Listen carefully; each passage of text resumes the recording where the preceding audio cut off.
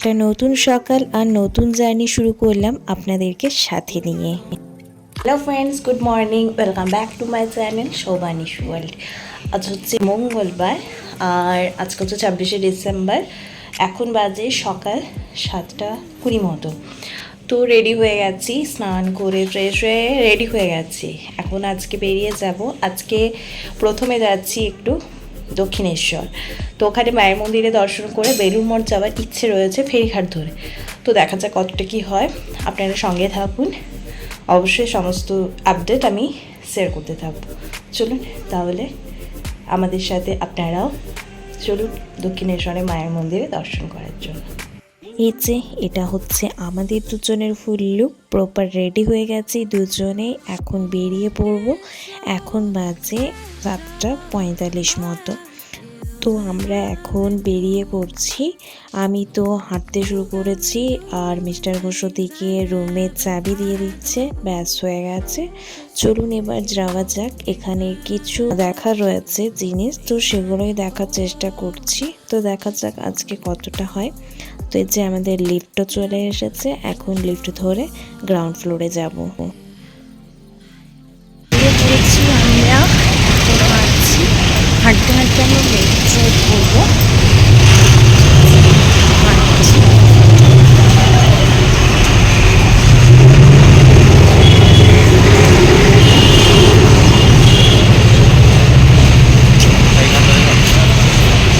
তো আমরা এখন হাঁটতে হাঁটতে এসপ্ল্যানেড মেট্রো স্টেশনে চলে এসেছি।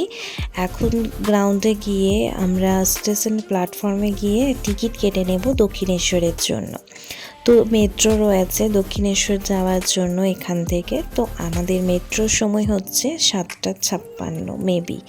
তো চলুন এখন তাহলে আগে টিকিটটা কেটে নিই, পর ওনাদের কাছে জেনে নেব কত নাম্বার প্ল্যাটফর্মে আমাদের মেট্রো আসছে। তো সেই রকম চলে যাব সেই নাম্বার প্ল্যাটফর্মে। তো চলুন এখন প্রথম কাজ হচ্ছে টিকিটটা কেটে নেওয়া। কত নম্বর প্ল্যাটফর্ম আছে?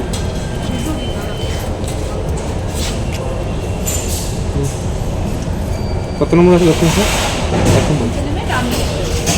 তো টিকিট কাটা কমপ্লিট। এই হচ্ছে মেট্রো টিকিট। আমি প্রথমবার মেট্রো জার্নি করছি, মানে আমি প্রথম দিনও কিন্তু কলকাতাও সেভাবে ঘুরতে আসিনি আর আমার মেট্রোতেও কিন্তু চাপা হয়নি। যাই হোক, প্রথমবার জার্নির এক্সপিরিয়েন্স কেমন সেটা অবশ্যই শেয়ার করব।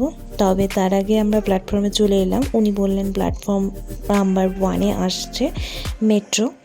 তো এখন তো বাজে মোটামুটি সময় হয়েই এসেছে। তো আমাদের মেট্রো চলেও এসেছিলো মোটামুটি 5 মিনিট অপেক্ষা করার পরেই। তো এই যে আসছে আমাদের মেট্রো। এই মেট্রো ধরেই আমরা যাব দক্ষিণেশ্বর। আর এই এসপ্ল্যানেড মেট্রো স্টেশন থেকে দক্ষিণেশ্বর যাওয়ার পথ কতটা আমি ঠিক বলতে পারছি না, তবে আমাদের মেট্রোতে সময় লেগেছিল 30 মিনিট মতো। তো আমরা মেট্রোয় উঠে পড়েছি। এখন মেট্রো জার্নি শুরু হয়েছে। আর মেট্রো জার্নির এক্সপিরিয়েন্স যদি জানতে চান বলবো খুবই ভালো, নর্মাল ট্রেনের মতোই, তবে কিন্তু খুবই স্মুথ। মানে এটাতে জার্নি করলে কিন্তু কোনো জার্নি লাগে না, 1 নাম্বার। আর 2 নাম্বার হচ্ছে সময়টা কিন্তু খুবই কম লাগে। যাই হোক, আমাদের দক্ষিণেশ্বর স্টেশন চলে এসেছে আর আমরা নেমেও পড়েছি। এটা হচ্ছে দক্ষিণেশ্বর স্টেশনের বাইরের দিকটা, প্ল্যাটফর্মের বাইরেটা এটা। তো আমাদের এই এক্সিট যেটা রয়েছে পথ, সেই দিকে বেরিয়ে গেলাম। এখন এখান থেকে মোটামুটি 5 থেকে 10 মিনিট হাঁটলেই কিন্তু আমাদের দক্ষিণেশ্বর মন্দির পাওয়া যাবে। দূরে যেটা দেখছেন ওটা কিন্তু দক্ষিণেশ্বর মন্দির নয়। এই যে সিঁড়িটা দেখছেন এর মধ্য দিয়ে উঠে যেতে হবে। তারপর এই ওপরে হাঁটতে হাঁটতে আবার একটা সিঁড়ি আছে, ওদিকে নেমে গিয়ে তারপর আমরা পাবো দক্ষিণেশ্বর মন্দির। তো তার আগে যে দক্ষিণেশ্বর দেখানো রয়েছে সামনের দিকে যেতে হবে। তো এই ওপরে কিন্তু রয়েছে বিভিন্ন ফলের মানে পুজো কেনার দোকান। তো এখান থেকে পুজো কিনে নিতে পারেন আর আপনার চপ্পল কিন্তু এখানে খুলে যেতে পারেন। তো আমরা এখান থেকে পুজো কিনে নিয়েছিলাম। তো আমরা একটু সামনের দিক করে নিয়েছিলাম যাতে চটি নেওয়ার সময় আমাদের সুবিধে হয়। মানে অনেকটা হেঁটে আসতে হবে যে দোকানে আমরা প্রসাদটা নেব পুজোরটা, তো সে দোকানে তো চপ্পলগুলো খুলে রাখতে হবে। সেজন্য আমরা একটু সামনের দিক করে নিয়েছিলাম যাতে চপ্পল নেওয়ার সময় সময়টা আমাদের কম লাগে। জুতো এখানে রাখতে পারো তো? হ্যাঁ, জুতো এটা হচ্ছে 20 টাকা ছোটো দানা। হ্যাঁ, এটা 50 টাকা 20 টাকা দুটো দিন। 20 টাকা 4 মিষ্টি এটা 50 টাকার আছে, হ্যাঁ, এটা 10টা মিষ্টি আছে, একটা নিলে হবে আপনার। না না কই এটা দে। 20 টাকারটা দুটো দিন। হ্যাঁ, একটা এটা নিয়ে নিন, একটা নিন। নাও। গঙ্গাজল হাতে নিন। নিলাম। তো আমরা পুজোর ডালা নিয়ে বেরিয়ে পড়লাম এখন পুজোর উদ্দেশ্যে। পুজোর ডালা তো বিভিন্ন দামের রয়েছেই, আপনারা তো শুনলেনই। আর আমরা এখন যাচ্ছি মন্দিরের উদ্দেশ্যে। তো দক্ষিণেশ্বর মন্দিরের আদলে তৈরি হয়েছে গেটটি, দারুণ সুন্দর লাগছিল কিন্তু দেখতে। যাই হোক, চলুন এবার নিচে নেমে মন্দিরের দিকে রওনা দিই। তো নিচে নেমে মোটামুটি 1-2 মিনিট হাঁটলেই কিন্তু মন্দিরের এই গেটটা পেয়ে যাবেন। এরপর ওই যে হচ্ছে মন্দির, দূরে দেখতে পাচ্ছেন ওই যে সামনের যে গেটটা রয়েছে ওটা হচ্ছে সেকেন্ড গেট। আগে একটা সামনের দিকে রাস্তা আছে, ওই দিকটা প্রথমে খোলা হয় সকালবেলা। 2 নাম্বার গেটটা খোলা হয় একটু ভিড় হলে, ওই 8:30-9টার দিকে। তারপর খুব ভিড় হয়ে গেলে আবার ঘুরে ঘুরে একটা রাস্তা আছে, আবার আরও ভিড় হয়ে গেলে 4 নাম্বার গেট খোলা হয়। মানে এরকম একটা নিয়ম। তো আমরা 2 নাম্বার গেটে প্রথমে প্রবেশ করেছিলাম, ভিড় সেরকমভাবে ছিল না। তবে আমরা জানতাম না যে মোবাইল, পার্স আর ব্যাগ নিয়ে যাওয়া যাবে না মন্দিরের ভেতরে, ওগুলো নিয়ে ঢুকতে দেবে না। তো সেজন্য আবার ঘুরে এসে এখানে এই যে লাইন পড়েছে মন্দিরে ঢোকার আগে ব্যাগ ফোন জমা দেওয়ার জন্য। তো আমরা জমা দিয়ে তারপর পুজো করানোর জন্য চলে গিয়েছিলাম। পুজো করে এসে একটু ভিডিওগ্রাফি আর ফটোগ্রাফি করে নিই বাইরের দিকটা থেকে। এটা হচ্ছে মন্দিরের সামনের চাতালটা, মানে মন্দির তো রয়েছে ভেতরের দিকটায়, এটা হচ্ছে সামনের দিকটা যেখানে ফোন জমা দিলাম তার বাইরের দিকটা। তো এখানে ভিড়টা দেখুন, এখন বাজে সকাল 9টা মতো। আমাদের পুজো দিতে বেশিক্ষণ সময় লাগেনি, ভিড়টা মোটামুটি ছিল। পুজো দেওয়া এখন কমপ্লিট হয়ে গেছে, আর আমরা এই যে আমাদের পুজো এখানে ভিড়টা আছে প্রচণ্ড। আজকে ফোনটা পেয়ে গেছি আমরা। আমাদের কলকাতা ট্যুরের প্ল্যান যেহেতু বেশি দিনের নয়, সেজন্য আজকে অনেকগুলো জায়গা ঘুরে কমপ্লিট করে নিতে হবে, নইলে কিন্তু আর বেশি জায়গা ঘুরতে পারবো না। তো সেজন্য সকাল সকালই বেরিয়ে পড়েছিলাম। তো এখানে পুজো কমপ্লিট হয়ে গেছে, এখন এখানে একটু ভিডিওগ্রাফি ফটোগ্রাফি করে নিয়ে আমরা বেরিয়ে গিয়েছিলাম ফেরিঘাটের দিকে। তো মন্দির থেকে ফেরিঘাটের দিকে যাওয়ার জন্য একটা ডান দিকে রাস্তা কেটে গেছে, ওখানে জিজ্ঞাসা করলেই বলে দেবে। ওখানে যে পুলিশ কাকুগুলো রয়েছে তাদেরকে জিজ্ঞাসা করলেও বলে দেবে, বা পুরোহিত যেনারা রয়েছেন ওনাদেরকে বা লোকাল লোকদেরকে জিজ্ঞাসা করলেও কিন্তু বলে দেবে। যাই হোক, ডান দিকে রাস্তা ধরে আমরা এখন ফেরিঘাটের উদ্দেশ্যে রওনা দিয়েছি। এই ফেরিঘাটে লঞ্চ ধরে আমরা যাব একটু বেলুড় মঠ। বেলুড় মঠও রামকৃষ্ণদেবের দর্শন করার ইচ্ছে আছে, আর বেলুড় মঠটাও আমরা কোনোদিনও যাইনি, তো সেজন্য ভাবলাম বেলুড় মঠটাও দর্শন করে আসি। আর এদিক দিয়েও একটা রাস্তা রয়েছে মন্দির যাবার, এখানে গঙ্গা স্নান করে এদিকে হয়তো যাচ্ছেন। যাই হোক, এখানে বিভিন্ন পুজোর ফল দোকান রয়েছে, ওপরে তো রয়েছে, এদিকেও রয়েছে বিভিন্ন পুজো কেনার দোকান। যাই হোক, আমরা এখন ফেরিঘাটের উদ্দেশ্যে রওনা দিয়েছি, তাই কোনো দোকানে আর দাঁড়ায়নি সেভাবে। তো এখানেও লাইন, সব জায়গাতে তো আর লাইনের শেষ নেই, এখানেও লাইন পড়েছে। ফেরিঘাটের জন্য টিকিট কাটতে হবে এখান থেকে আর কি। তো সেজন্য টিকিটের মূল্য 11 টাকা, মানে অ্যাডাল্টদের জন্য। এখানে আমি টিকিট চার্টটা একটু ভিডিও করেছি, আপনারা চাইলে পজ করে একটু দেখে নিতে পারেন। এখানে শুধুমাত্র যাওয়ার টিকিটটা কেটে নেওয়া হচ্ছে, মানে দক্ষিণেশ্বর থেকে বেলুড় মঠ যাওয়ার জন্য। আবার বেলুড় মঠ থেকে দক্ষিণেশ্বর আসার জন্য কিন্তু আলাদা করে আবার টিকিট কাটতে হবে। যাই হোক, আমাদের টিকিট কাটা হয়ে গেছে, আর এই হচ্ছে টিকিট। আর টিকিটের মূল্য হচ্ছে 11 টাকা, আপনাদের তো প্রথমেই বললাম। যাই হোক, চলুন, টিকিট কাটা যখন হয়ে গেছে, এখন এবার নদীর দিকে যাওয়া যাক। গঙ্গার পার হয়ে যেতে হবে বেলুড় মঠ, মানে গঙ্গার এপার ওপারের অবস্থা আর কি। যাই হোক, এখানে ভিড়টা দেখুন, প্রচুর মানুষের ভিড় কিন্তু। এই ভেকেশন মোড চলছে তো সেজন্য প্রচুর মানুষ এসেছেন কিন্তু বেড়াতে। এই যে গঙ্গার ওপরে তৈরি হয়েছে এই ব্রিজগুলো, আর এই ব্রিজ বেয়ে যাচ্ছে এখন ফেরিঘাটের দিকে, ওখান থেকে লঞ্চটা ছাড়বে। তো আমাদের লঞ্চের টাইম সেরকমভাবে আমার জানা ছিল না, তবে গিয়ে আমরা মোটামুটি 5 মিনিট লাইনে দাঁড়ানোর পরেই লঞ্চ পেয়ে গেছিলাম। প্রচুর ভিড় মানুষের।